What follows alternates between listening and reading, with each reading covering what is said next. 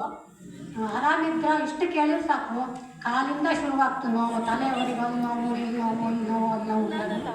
ಹಾಗಾಗಿ ಇದಕ್ಕೆಲ್ಲ ಮೂಲ ನಾವು ತಗೊಳ್ತಿರುವಂಥ ಆಹಾರನೇ ಕಾರಣ ಹೇಳೋದು. ಇವತ್ತು ನಮ್ಮ ಡಾಕ್ಟರ್ ಸೌಮ್ಯಶ್ರೀ ಅವರು ಎಷ್ಟು ಚೆಂದಾಗಿ ಹೇಳಿದ್ರು. ನಿಜಕ್ಕೂ ನಾವು ಅಳವಡಿಸ್ಕೊಳ್ಳೋದು ಅದನ್ನು. ಎಂತಕ್ಕಂದ್ರೆ ನಾವು ಹೆಂಗಸರೇ ಅಡುಗೆ ಮನೆಯಲ್ಲಿ ಆಹಾರಗಳನ್ನೆಲ್ಲ ತಯಾರು ಮಾಡೋ ನಾವೇ ಆಗಿದ್ದಾಗ್ತು. ಮನೇಲಿ ಎಲ್ಲರಿಗೂ ಯಾವುದೇ ಆರೋಗ್ಯ ಚಲೋ ಹೇಳಿ ನೋಡ್ಕೊಂಡು ನಾವು ಇವತ್ತು ಹೇಳಿದಂಥ ಈ ಒಂದು ಇದನ್ನೆಲ್ಲ ಅದರಲ್ಲಿ ಅಳವಡಿಸ್ಕೊಂಡು ಅದನ್ನು ಮಾಡೋಣ. ನಮ್ಮ ಆರೋಗ್ಯವನ್ನು ನಾವು ಕಾಪಾಡ್ತೇವೆ ಹೇಳೋದು ನನ್ನದೊಂದು ಚಿಕ್ಕ ವಿನಂತಿ.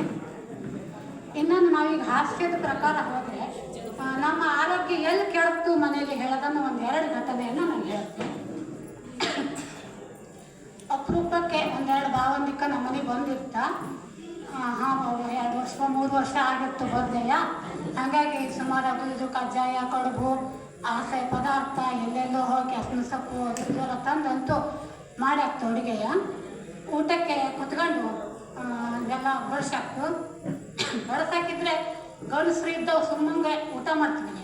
ಅವಂಗದನ್ನ ಹಾಕಿ ಅವಂಗದ್ ರಾಶಿ ಅವನು ಅದನ್ನ ತಿಂದೆ ಎಷ್ಟು ವರ್ಷ ನೀ ಹಾಕು ಹಾಕ್ಕೊಡತ್ತ ಹೆಂಗಸ್ರಿಗೆ. ನಮಗೆ ಅದು ಬೇಡ ಹೇಳ್ತಾ ಹೆಂಗೆ ಹಾಕವು. ಈ ಗಂಡಸ್ರು ಒಂದು ಬದಿ ಕೊಂಡು ಮತ್ತು ಅವ್ರ ಪರಿಸ್ಥಿತಿ ನೋಡಿ ಪಾಪ ಅವಕ್ಕೆ ಆನಂದೆಲ್ಲ ತಿಂದು ಅಭ್ಯಾಸ ಇರ್ತದೆ. ಅವು ನಿಜವಾಗ್ಲೂ ಆಹಾರ ಕ್ರಮವನ್ನು ಸರಿಯಾಗಿ ನಡ್ಸ್ಕೊಬಂದ್ಕೊಂಡು ಆರೋಗ್ಯದಿಂದ ಇದ್ದವು. ನಾವು ಎಮ್ಮೆ ಕೊಟ್ಟಂಗೆ ಯಾವ್ದು ಹೆಚ್ಚಿಗೆ ಇಲ್ಲ ಅದನ್ನು ತಿಂದು ದಬಾಯಿಸೋದು, ಕಡೆಗೆ ಡಾಕ್ಟ್ರಿಗೆ ಹೋಗಿ ಒಂದಷ್ಟು ಅದು ಮಾಡ್ಕೆ ಬಂದರೂ ನಮಗದು ಅದ್ರ ಬಗ್ಗೆ ಅಷ್ಟು ಅರಿವಿದೆ.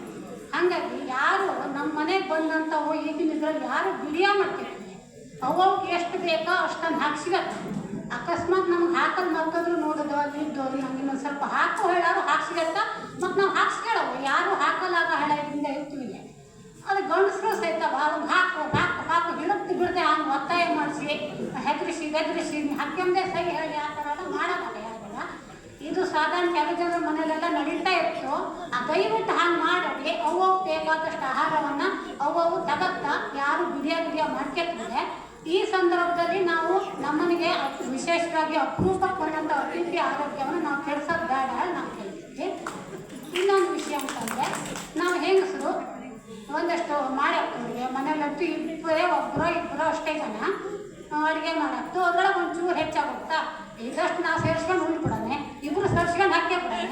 ಹೊಟ್ಟೆ ಸಂಬಂಧದಲ್ಲಿ ಅದು ಹೊಳೆ ಕೊಡ್ಲಾದ್ರೂ ಪರವಾಗಿಲ್ಲ. ಇನ್ನೊಂದು ವರ್ಷಗಳು ಬೋಗಣಿಲಿ ಖಾಲಿ ಆದವು. ಬೋಗಣಿಲಿ ಇದ್ದಿದ್ದು ವೇಸ್ಟ್ ಆಗೋದಾಗ ಅದು ಹೊಟ್ಟೆಗೆ ಹೋಗಿ ವೇಸ್ಟ್ ಆಗಿ ನಾಳೆನೇ ಯಾವ ಆಸ್ಪತ್ರೆಯಲ್ಲಿ ಅವತ್ತು ಲೆಕ್ಕಕ್ಕಿಲ್ಲ, ಅದು ಬೋಗಣಿಲಿ ಖಾಲಿ ಆಗ್ತವೆ. ಈ ಥರ ಅತಿಯಾದ ಆಹಾರ ನಾವು ಅದು ಬೋಗಣಿಲಿ ವೇಸ್ಟ್ ಹಾಕ್ಕೊಳ್ಳಿ ನಮ್ಮ ಆರೋಗ್ಯವನ್ನು ಹಾಳು ಮಾಡ್ಕೊಂಬುದು ಬೇಡ.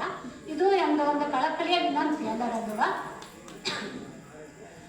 ಈಗ ಇಲ್ಲಿ ಬಂದವೆಲ್ಲ ಸಾಧಾರಣವಾಗಿ ತೋಟ ಗದ್ದೆ ಇದ್ದವೇ ಸಾಧಾರಣ. ಅದಕ್ಕಾಗಿ ಅದ್ರ ಬಗ್ಗೆ ಒಂದು ಸಣ್ಣ ಇದನ್ನು ಹೇಳ್ತೀನಿ.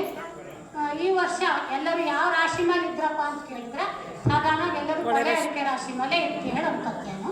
ಎಂತಕ್ಕೆಂದರೆ ಯಾರ ಮೇಲೂ ಬಳೆ ಬಂಜಿಲ್ಲೆ ಹೇಳುವಂಥ ಇವು ಎಲ್ಲೂ ಇಲ್ಲ. ಪ್ರತಿಯೊಬ್ಬರ ಮೇಲೂ ಬಳೆ ಬಂಜಿಲ್ಲೆ ಅಂದರೆ ಅವ್ರು ಬಹುತೇಕ ತೋಟಕ್ಕೆ ಹೋಜ್ಬಿಲ್ಲೆ ಹೇಳಿ ತಿಳ್ಕೊಳ್ಳುವಷ್ಟು ಅನುವಾಗತ್ತೆ ಇಲ್ಲ. ಹೀಗೆ ಭಾವಂದಿಕ ಪಾಪ ವ್ಯವಹಾರ ಮಾಡೋ ಭಾವಂದಿಗಳ ಕತೆ ಯಾರಿಗೂ ಬೇಡ ಸಲ ಅವ್ರು ಕತೆ ಅಲ್ಲಿಗೆ ಹೋಗ್ಬಿಟ್ಟಿದ್ರು. ಅವು ಹೀಗೆ ಸಹಜವಾಗಿ ಪ್ಯಾಟಿಗೋ TSFಗೋ ಹೋಗಿರ್ತಾ ಅಲ್ಲೊಂದು ಭಾವ ಬಂದಿರ್ತಾ ಇಲ್ಲೊಂದು ಭಾವ ಬಂದಿರ್ತಾ ಅವು ಇವು ಕತೆ ಹೇಳಬೇಕಿದ್ರೆ ಒಂದು ಭಾವ ಕೇಳ್ತಾ ಭಾವ ನಿಮ್ಮ ಮನೇಲಿ ಕೊಳೆ ಗಿಳೆ ಬಂಜನೋ ಕೇಳ್ತಾ. ಅವಾಗ ಮತ್ತೊಂದು ಭಾವ ಹೌದಾ ಮನೇಲಿ ಮಾರಯ್ಯ ಒಂದು ಬಣದಲ್ಲಿ 100 ಅಡಿಕೆ ಮರ ಇದ್ದಾನೆ, ಸುಮಾರು 90 ಮರಕ್ಕೂ ಕೊಳೆನೇ ನೋಡು ಬೇಕಂತ. ಆ ಭಾವಗೆ ಆದ್ರೂ ಮರಯ್ಯ 10 ಮರ ಇದ್ದಲ್ಲ ನಿಮ್ಗೆ ಈ ವರ್ಷ ಕಳಿಯೋದು ಸಾಕು ಮರಯ್ಯ ಹೋದ ವರ್ಷ ಚೌತಿ ಮೊದಲು ನೆಟ್ಟಿದ್ದು ಅದು ಇನ್ನು ಮುಂದೆ ಮನೆ ಸಹಿತ ಬಂದಿಲ್ಲ ಹೆಂಗೆ ಕೊಳೆ ಗೊತ್ತಾ ಹಂಗೆ ಗೊತ್ತಷ್ಟು ಇದ್ದು ಬೇಕಂತ ಹೇಳ್ತಾ. ಹಾಗೆ ಮತ್ತೊಂದು ಭಾವ ಹೇಳ್ತಾ ನಿಂದು ಬಂದು ಕೊಳೆ ಹೇಳ್ತಾ.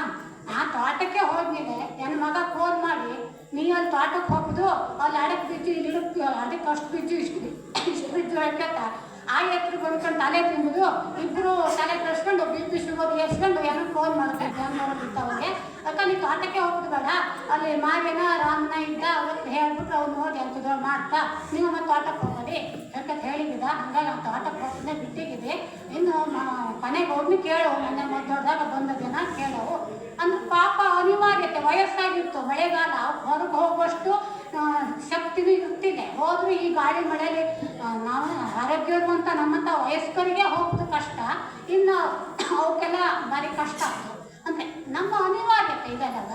ಹಾಗಾಗಿ ನಾವು ಯಾರು ನಮ್ಮ ಪರಿಸ್ಥಿತಿ ಹ್ಯಾಂಗೆ ಬಂತು ಅದನ್ನು ಸಹಜವಾಗಿ ಎದುರಿಸವು, ಎಲ್ಲದನ್ನು ನಾವು ಅತಿ ಹಗುರಾಗಿ ತಗೊಂಡು ಆರೋಗ್ಯದ ಬಗ್ಗೆ ನಾವು ಕಾಳಜಿ ವಹಿಸವು ಹೇಳ್ಕೊಂಡು ನನ್ನ ಒಂದು ಎರಡು ಮಾತನ್ನು ಮುಗಿಸ್ತೀವಿ.